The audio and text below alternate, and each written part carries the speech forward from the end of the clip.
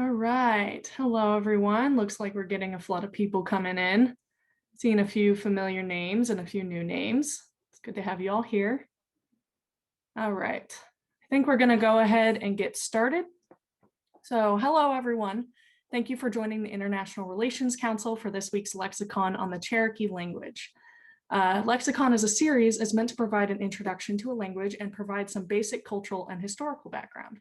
My name is Rachel Hogan, and I'm an events intern here at the IRC. If you're new to the IRC, we are an educational nonprofit based in Kansas City.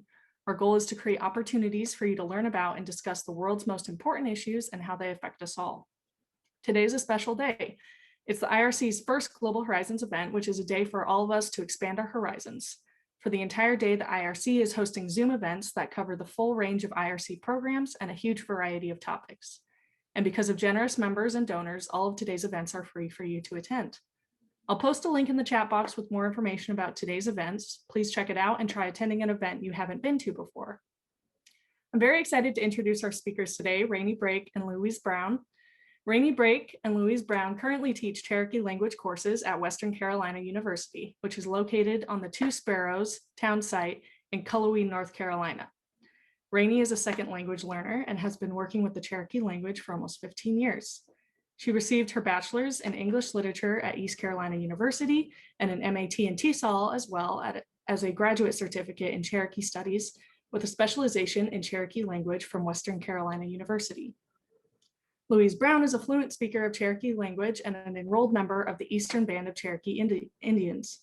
She has dedicated her life to Cherokee language revitalization and taught full-time at the New Kiowa Academy Immersion Program for over 10 years. She now works as a language instructor at Western Carolina University, co-teaching the introductory Cherokee classes. During the time at WCU, Louise and Rainey have redesigned the introductory Cherokee courses, and enrollment is at an all-time high for the program. And now I'm going to pass it over to Rainey and Louise for their presentation. Thank you. And so what we're going to do before we get into the presentation is just let you know what we're going to tell you today. So the first part of the presentation will be the introductions for ourselves, and then also a little bit about Cherokee language revitalization and the current state of the Cherokee language. Then we're going to do a quick break for questions if you have any questions about that. And then we're going to talk about the sounds of the Cherokee language and the grammar of the Cherokee language very quickly because it's crazy in depth. We'll do some questions after that. And then finally, we're going to teach you guys some Cherokee.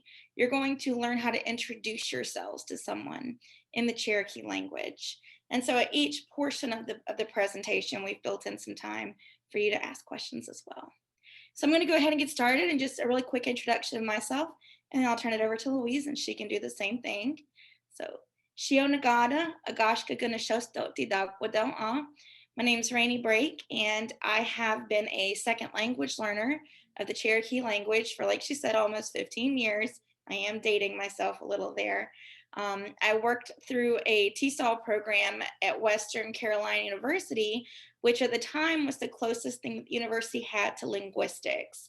I originally chose Western Carolina University because back then, in the good old days, it was the only school in the state that offered Cherokee language courses. And I fell in love with the language. I had originally intended to go to Emory and get a PhD and teach college courses. And the wonderful thing about Western is the professors treat you like family, and they were inspirational and passionate and made me think that there was other things that I could do. And so I sort of fell into teaching. A lot of people choose a profession and then they choose where they're going to go with it. I kind of did the opposite. I choose where I wanted to be, and I figured out how to make myself get there.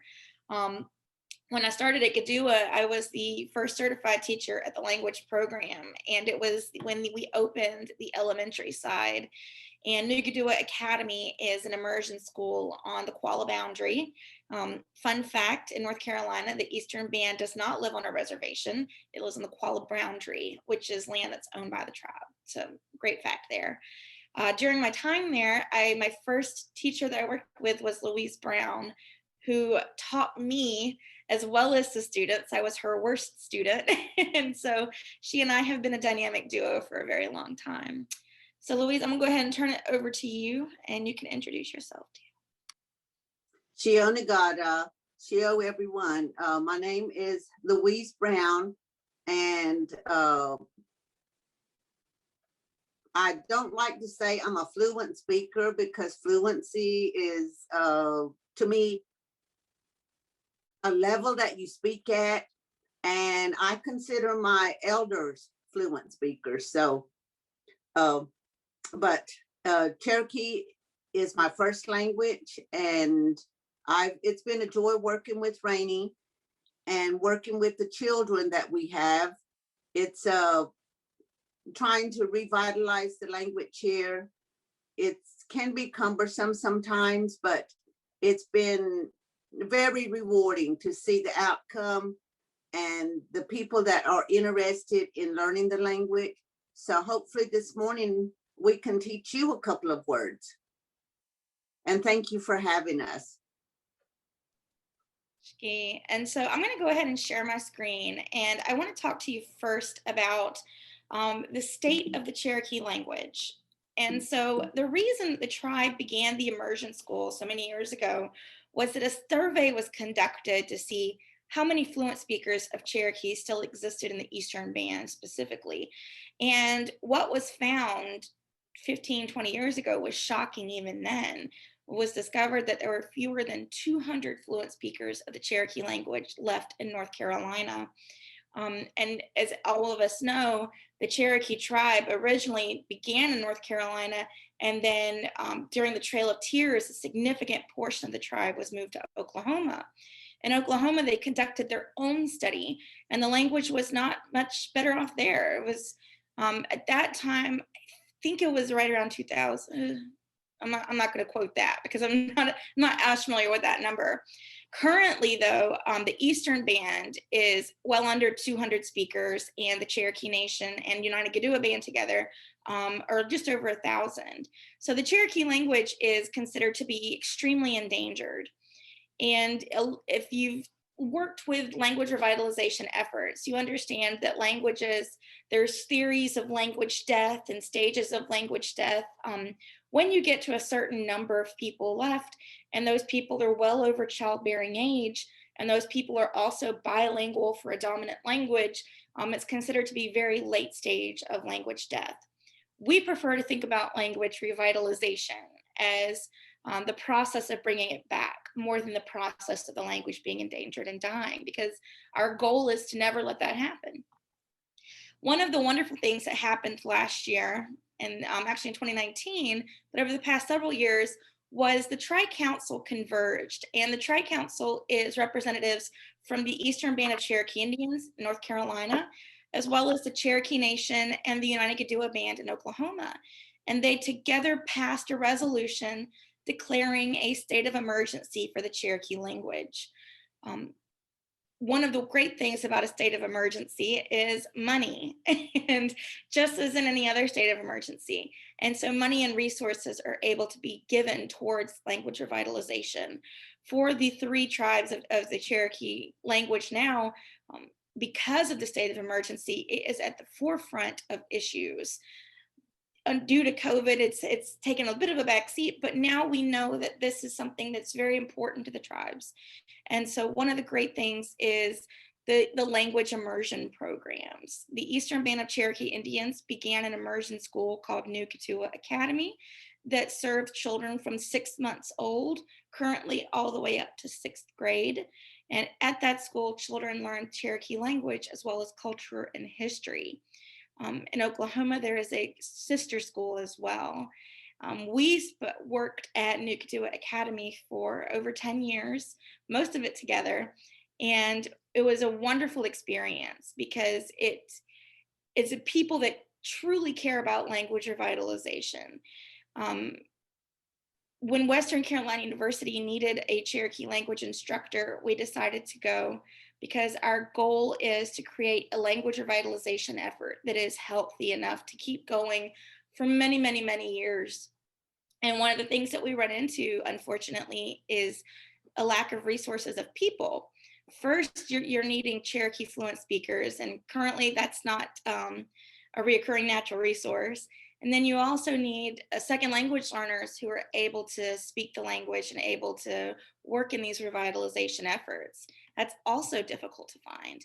And so our job at Western Carolina University is to identify and groom students who are interested in becoming those second language learning teachers and who are able to then go back into the school systems and help teach young children to speak Cherokee, to create sort of a language nest that can encourage a first language Cherokee growth in these children.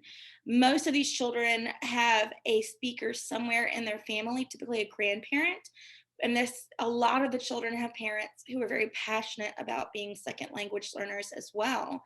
There are other programs in place to help with this endeavor as well. At Nugadoo Academy, there's also a call program to teach adult language learners, many of whom have children in the school system. At the national level, there are other endeavors as well, including the Durbin Feeling Language Revitalization Act. Durbin Feeling was a pioneer of Cherokee language revitalization. He was a fluent speaker, and he in Oklahoma, and he was in the 70s just absolutely passionate about saving the language. And he created the first dictionary, the first Cherokee English dictionary, which is, if you know anyone who works in Cherokee language revitalization, they have a dog-eared copy of that book somewhere on their shelf because it's one of the most important resources for Cherokee language. Unfortunately, at the beginning of last fall, Durbin Feeling passed away, and it was a tragic loss for the community. But we have now in Congress a bipartisan bill that's slowly working its way through the House, that's called the Durbin Language Native American Language Act. And the goal of that act is to help tribal governments save their languages by providing federal funding as well and federal resources for language revitalization. Unfortunately, Cherokee is not the only tribe that is in this situation. Across the United States, there are many Native American tribes who are working on language revitalization on their own time. And there are languages that are lost every day. If you're interested in knowing about those, there are even Wikipedia pages that list languages that have a last speaker and even the death date and the names of those speakers. It's a tragic reality of Native American culture that language is at such a dire state at the moment. And so what we do, our job is to help revitalize the Cherokee language specifically. And so what we would like to do first, before we show you some of the techniques that we've developed, is to open the floor up and see if there's any questions about Cherokee language itself or about Native American language revitalization efforts.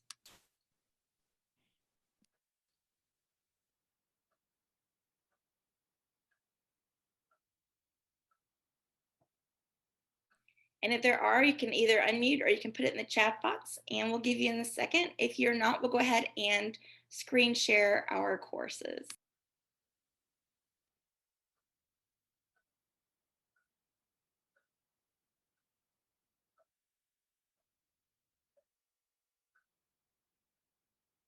All right, so let's talk about the way that we choose to save the language. And so it looks different at the college versus how we used to teach at the immersion program.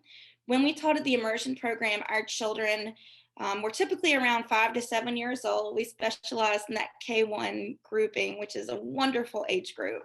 We were very passionate about TPR, total physical response, which is an incredibly effective way to teach a language in which you have your learner actually perform the activity as they learn the word, and it engages so many parts of the brain, so many neurons start firing.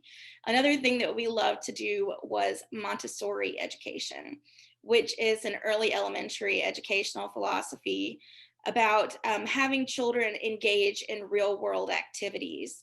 And we think that that is so effective for language learning in the Cherokee classroom specifically, because a lot of the language that's targeted for us to save is home-based language, language that you would typically hear in your home environment from your parents speaking to each other, as they're doing things around the house. And so working in a classroom, we had two types of language that we were targeting. We had academic language, like the solar system or parts of a plant. And then we had this home life language about, sweeping the floor or planting a garden or even getting in a car. And so we used Montessori and TPR techniques to teach both of those.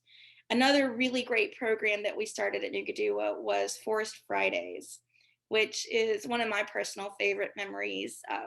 A lot of the Cherokee vocabulary that is still very well preserved and very plentiful is nature-based vocabulary.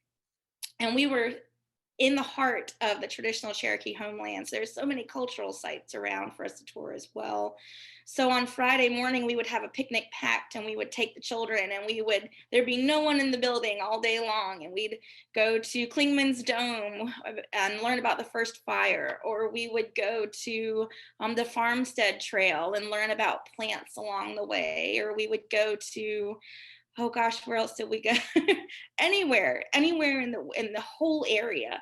And we would come back at the end of the day and we were exhausted and sweaty and covered in dirt and had learned so much. And when we came to Western, we implemented a lot of those same techniques.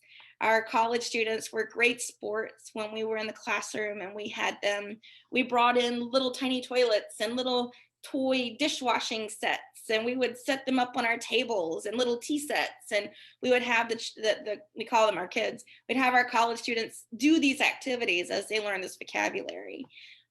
And we were thrilled at the reception that we got. We had students signing up for our intermediate classes at a rate that was just unprecedented for the college level, and we have been thrilled. So many people have expressed interest in being part of the language revitalization effort. However, COVID happened. I don't know if you guys have heard about it, but but it really changed a lot of things for a lot of people. And for us, it changed the way that we taught. Because of the limited speaker pool and the relative age of the speakers, we are very careful about making sure that we do as much as we can to keep everyone safe. And for us, that meant teaching on Zoom.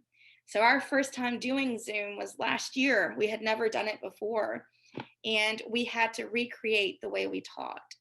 And so I'm going to screen share one of our 101 classes so that you can see how this is our 132, so that you can see how we have set it up. Now, one of the great things about this class is now that we have done it, we have a digital museum, essentially a digital portfolio of Cherokee language. And so each week we teach we teach our college students something. We have topics that are clearly labeled.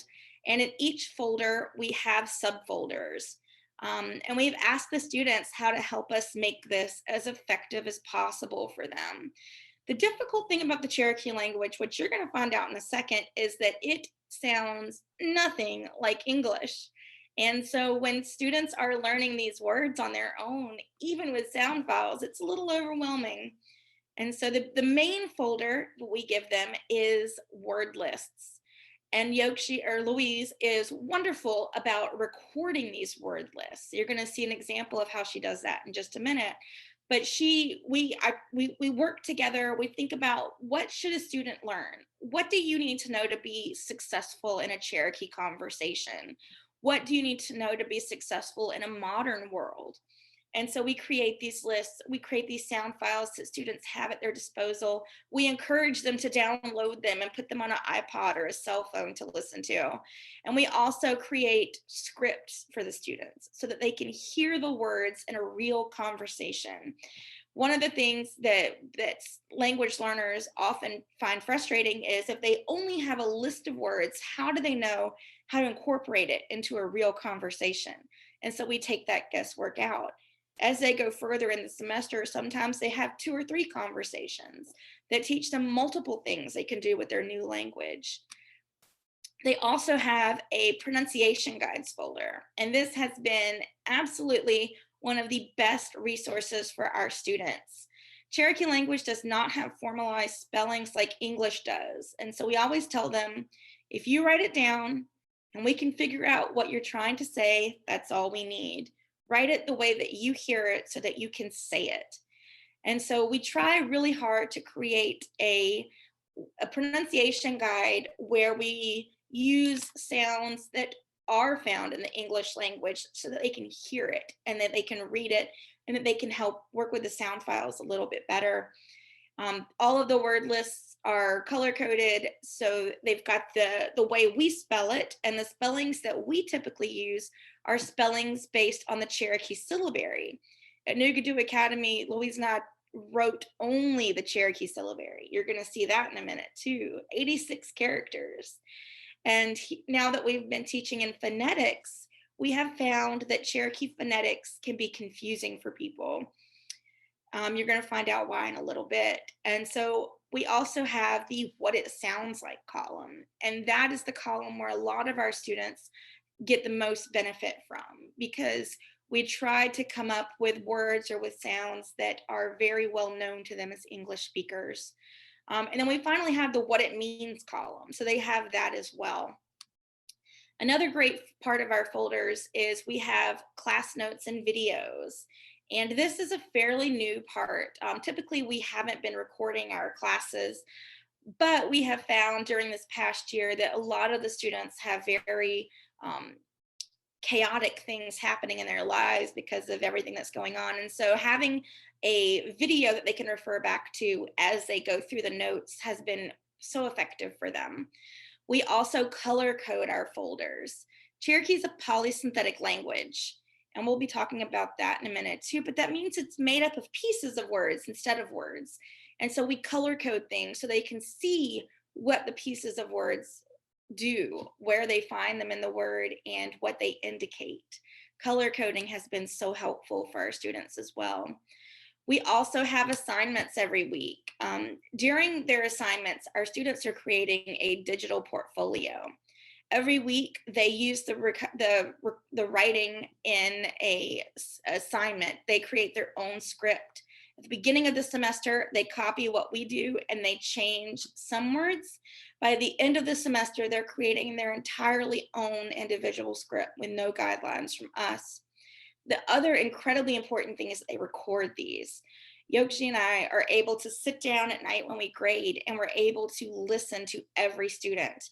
Because our classes are only 50 minutes, we don't get to hear everyone every day. And so having them record their own sound file, we're able to give them personalized feedback on how to pronounce things. Our motto in class is not perfect pronunciation, it's one word better. All we want at the end of the week is for you to say one word better than you said it on Monday. And it has been really effective for our students to have that. We always tell them, don't let perfect be the enemy of progress. The last component of our folders is the additional resources folder. One of the things that people run into when they're learning a Native American language, especially Cherokee for some reason, is that there is a lot of information online. That information is often not vetted, and a lot of times people who post that information are not affiliated with the Eastern Band or with the Cherokee Nation or the United Gadua Band. Sometimes there are pronunciation problems. Sometimes the words are completely incorrect. And so one of the goals that we tell our students is, let us help you find things online. If you find something, let us check it out for you. Let us find things for you that are effective. And so sometimes we provide them with website links about Cherokee clothing or the clan masks or traditional food preparation. And sometimes we provide them links to things that we have created in the past. For example, songs to teach emotions or to teach colors. And so the students have these songs as well. We try to hit a lot of learning styles. And so we want to give them as many tools as possible to help them be an effective learner. For example, in this unit, they're learning the syllabary and the numbers. And so we give them the syllabary song so they can learn what the sounds are like. And then we give them a numbers song so that they can learn how to use these. We also find things, for example, Cherokee Nation does wonderful videos on YouTube. And so we've linked to them the video about Sequoia. Sequoia was one of the only people in history known to have created a writing system completely on their own. And in his case, it was the syllabary, which you guys will be seeing in just a second. So before we start talking about the language breakdown, Yogesh, would you like to add anything else about the way that we've set our course up?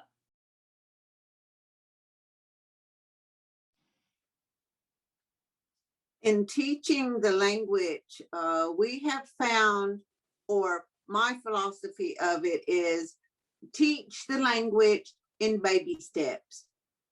We teach conversational language.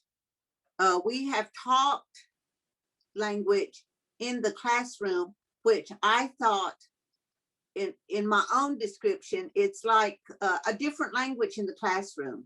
You learn a curriculum that is set for a classroom setting. You learn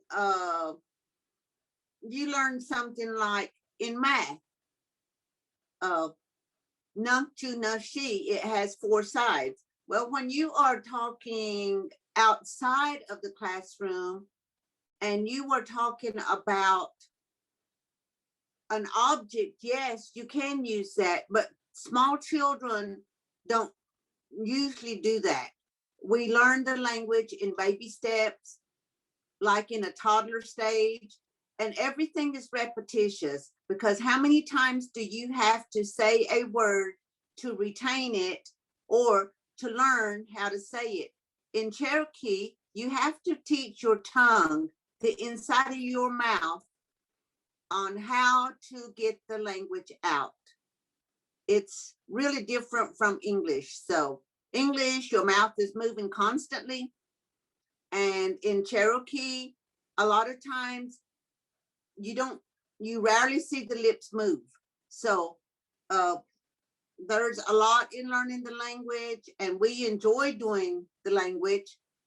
I think we are more the 5-year-old teachers than we are adult teachers. But again, that's how I feel like that we learn the language, is putting ourselves back into that toddler stage, those beginning stages of learning a language. So we're in teaching what we do now, conversational language in 101. And then we do an advanced class in a 132 class at Western. So, and we spiralize what we do with the words that you learn, and we just build on it. So it's sounds pretty simple, but it takes a little filling in to get there.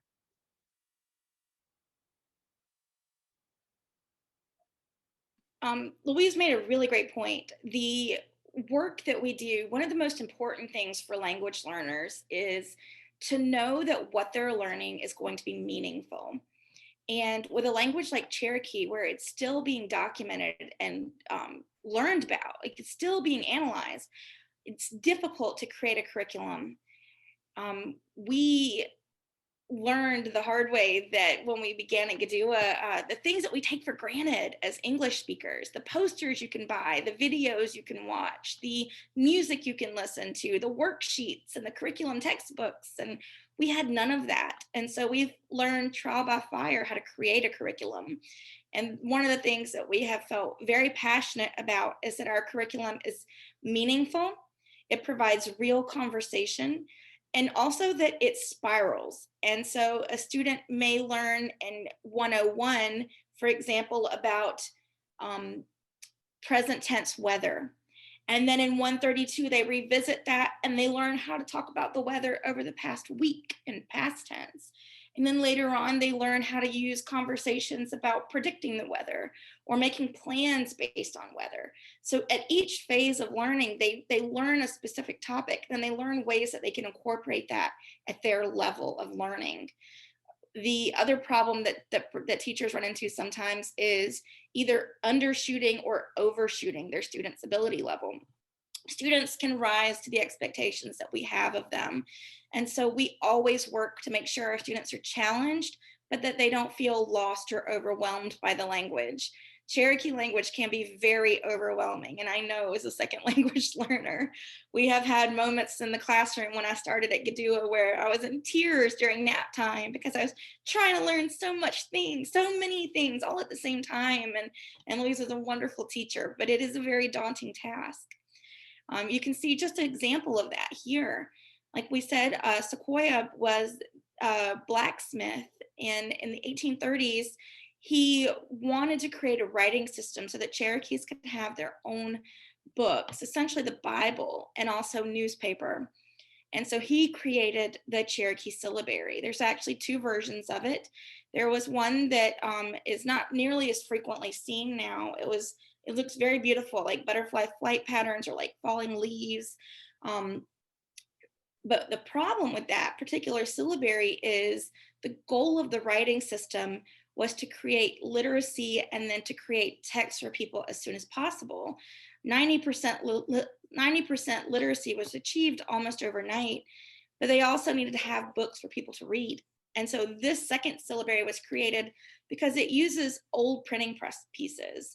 And older printing presses were already available here in the United States. They didn't need to send to Europe for new ones. They were able to use current letters, sometimes flipped in different orientations, and sometimes syllables that are made up of letters that are pieces put together to create something entirely new. When we taught at Nigadua Academy, our students learned only the syllabary. We are very passionate about thinking that young children should be taught the syllabary first if they are becoming monolingual Cherokee speakers. The reason for that is these children are also learning to read and write in English. If you look very closely, you can see ways in which the Cherokee syllabary phonetic spellings are very different than the values that those sounds have in English. The other problem, if you look at it, is that words in Cherokee are twice as long if you write them in phonetics. And for young children, you want as few symbols as possible in the words that they learn. Because of the nature of Cherokee language, words can be incredibly long. And so we always want to create a simpler way for our students to learn. Young children have no problem learning the syllabary. We use it in all of our classes, and our 5 and 6-year-olds are writing science worksheets in syllabary or creating short bios of themselves in syllabary, and they have really enjoyed it. Beautiful handwriting. When we came to Western, however, our goal was conversational. These students already had a handle of the English alphabet, and we were able to use that existing knowledge to focus on the pronunciation of words with these learners. Young children are a lot easier to teach in terms of sounds than adults are. And so in Western, our classes are taught in the phonetic system. Now, we have discovered a lot of hidden pitfalls with the phonetic system, primarily being that these sounds don't look like how you think they would sound as an English speaker. And so what we're going to do today is we're going to teach you some of the sounds of the Cherokee language. And the way we're going to do that, we're going to read across the first row. Louise is going to pronounce these for us, and we're going to learn the vowel sounds of Cherokee. And then we're going to stop for a second and talk to you about the consonants. So Louise, would you mind doing just going across that first row with us? The first character, and you'll see the little English phonetic beside it. The first one will be your character, and the second one is your phonetic sound. And it's only a sound, so it just, when we do the syllabary, the sound just takes place. So the first one is A, E, O, U,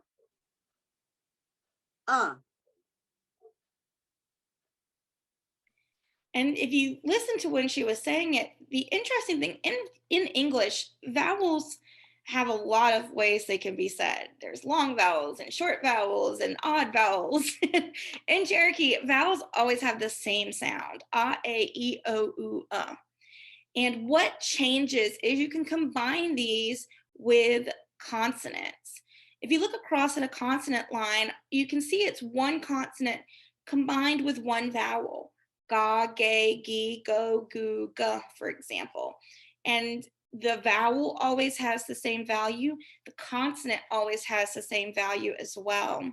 This is why this is called a syllabary instead of an alphabet, because instead of each character having a sound, each character has a syllable that it correlates with. There are examples of characters that only have a single vowel, for example, the line we just read. And there is one example of a character having a single consonant, the S sound here, as heard in my name, Agaska. One of the things that we'd like to do now is we're going to show you how you can pronounce the consonants of the Cherokee language. So Yokes was going to read down the ah line. You're going to be able to hear how each of these consonants sounds with the ah vowel. So practice saying it with her, and it's going to help you in the next part of the activity where you're going to learn how to introduce yourself in Cherokee language.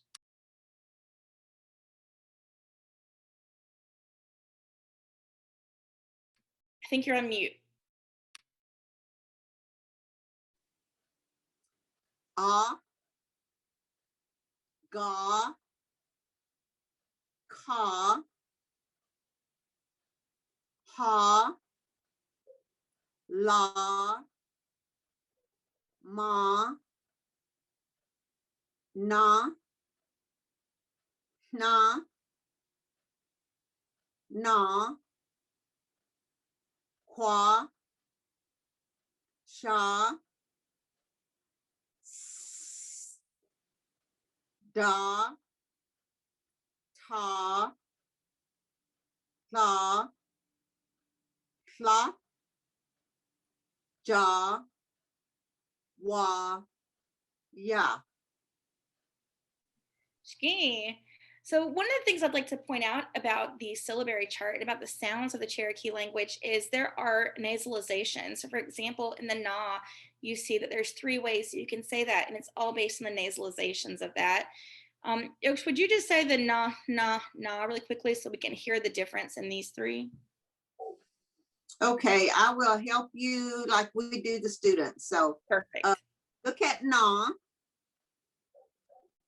and think about the formation of your tongue in your mouth, and you say na. Your tongue is like placed behind your teeth. Na.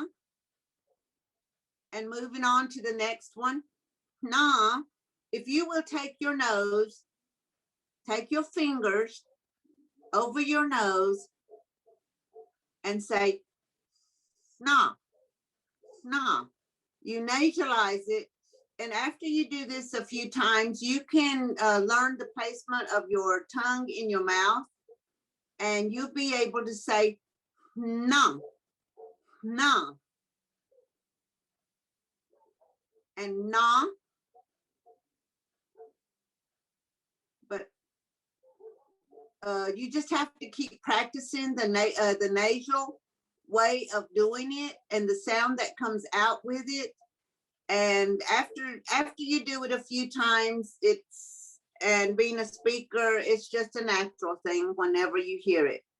Like if I am handing you something, I say no, no, and it just happens in your mouth and your nose there. So there's 2 more interesting sounds that we don't have in English. There's blends, the tla line and the da line.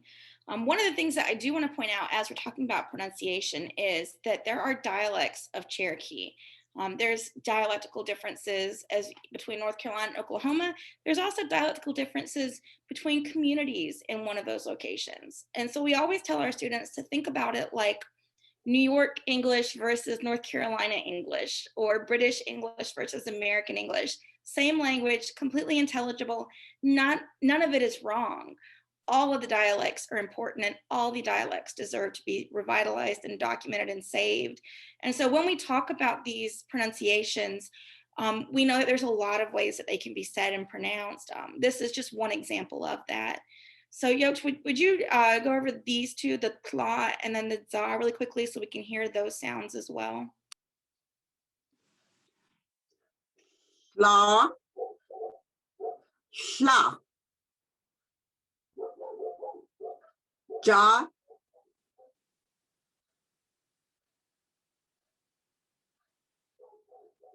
Shki. All right, guys. I think you guys are ready to learn about how to speak Cherokee. Now you know the sounds, and now we are going to teach you all about Cherokee language. And you are going to learn how to say, hello, my name is blah, blah, blah. Now, the first thing about Cherokee language, when we're talking about this, is that Cherokee language is polysynthetic. And that means instead of being made up of words, it's made up of pieces of words. And so we created this really simple chart for our 101 classes. This is a Cherokee word doesn't only have 4 parts. Some of the words can be 15, 20 syllables long, and each of those pieces tells you something about the word. We've seen single word sentences that tell you what direction a speaker is facing, if the activity is completed or not, when it happened, who was involved, who wasn't involved. I mean, it's amazing what can be encoded in one Cherokee word. You're going to learn that in the word you're learning today, dog wadon or my name is. If you look at it, I've broken it down, and in that single word, it tells you who is involved, what they're doing, when they did it, and how they did it. So for example, in dog wadon the D at the beginning is a plural marker. You're called your name over and over all the time, many times. No one ever just says rainy one time. They say it all day long, many times a day, sometimes angrily. Agua tells you who's involved. It's my name. Adon is the part of the word that's the verb stem. What's happening? It's what I'm called. And then the end of the word tells you when it happened. It's the present tense. I'm called this right now. So if you combine all of those things together, you learn the phrase, my name is, dog wadon Now we're going to come back to this in a second and practice saying it. But the other thing I wanted to point out is being a polysynthetic language, Cherokee has a lot of words that are made up of pieces of words. They're not all verbs. For example, my mother, gidzin. That's the word for my mother. There's a different one for your mother. Agi tells you it's mine. Z tells you it's mother. So you see this in many, many Cherokee words, including verbs and nouns. The other thing to point out before you start using this sentence is Cherokee sentence structure. And we're using Yoda for this. Cherokee sentence structure is fluid. There's a lot of ways to say whatever you want to say in Cherokee.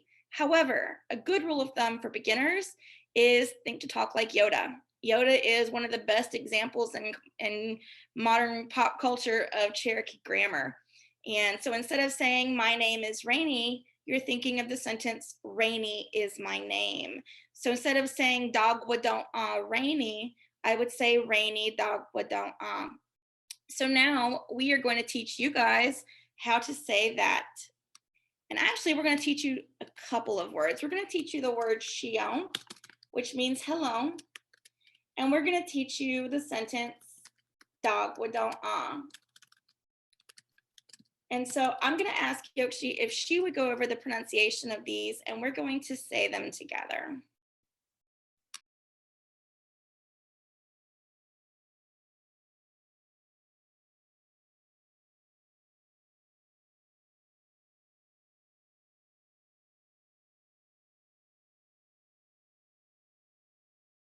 I think you're on mute still.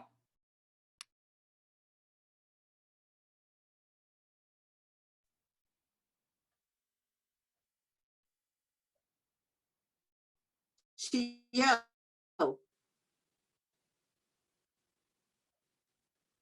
rainy dog wadon And I'm going to say that in Cherokee with her name in Cherokee. Shio, Agaska dot wadon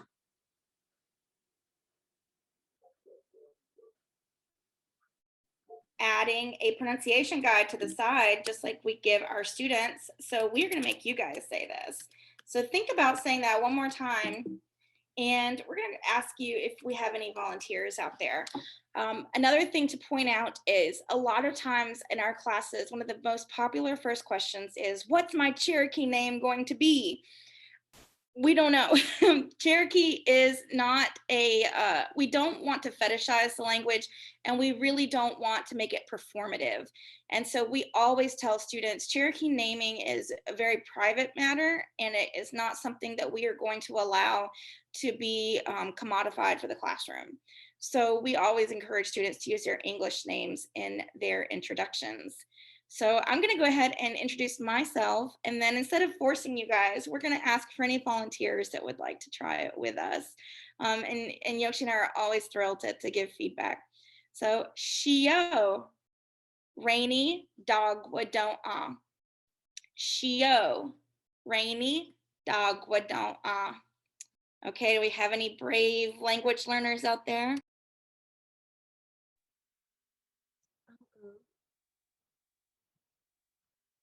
Shio, Giselle, Dogwood don't Oh, stop.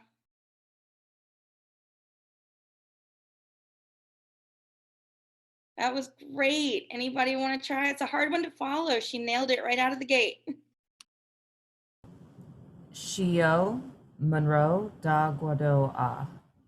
Ooh, oh no, beautiful. Anybody else want to give it a go?